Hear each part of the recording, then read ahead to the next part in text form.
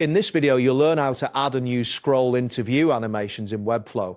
By the end of this guide, you will be able to create engaging animations that trigger as users scroll through your site. Begin by navigating to your Webflow project, open your preferred web browser and enter the URL for your Webflow site. Ensure that you are connected to the internet, as slow connections may affect loading times. Once the page loads, locate the specific block you wish to animate. Click on this block to select it. You will know it is selected when you see the block highlighted with a blue outline. Next, look for the Interactions panel on the right side of the screen. Click on the Interactions tab to reveal the options available for animations. This panel allows you to manage all animations related to the selected element. After that, click on the Element Trigger option located within the Interactions panel. This selection will allow you to specify what triggers the animation you're about to create. Be sure that the Element Trigger section is now active. Now click on the plus icon, which is typically found next to the Element Trigger label.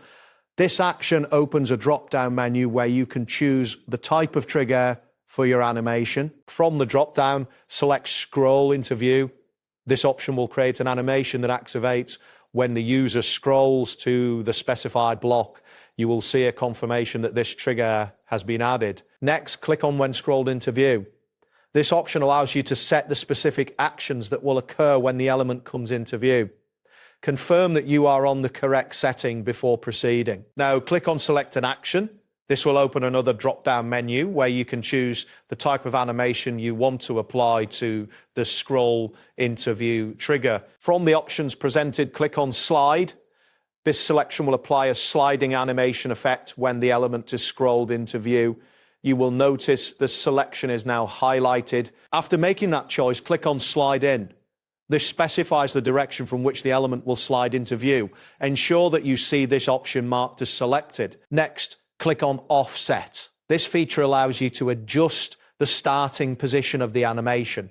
Look for the input field that appears and modify the value as needed to control the animation's entry point. Following that, click on Delay. The setting enables you to add a delay before the animation starts, allowing for better timing with other elements on the page. Adjust the delay time according to your preference. Now click on Preview to see how the animation looks in action. This option is typically located at the top of the Interactions panel. A preview window will open, allow you to test the scroll into view effect. After previewing, click on Select an Action once more. This will allow you to add a second action to the animation. Make sure you are still within the same interaction settings. Finally, click on Fade to apply a fade effect as part of your animation. This will create a smooth transition as the element becomes visible. Ensure this action is selected before finalizing your settings. That wraps up today's guide.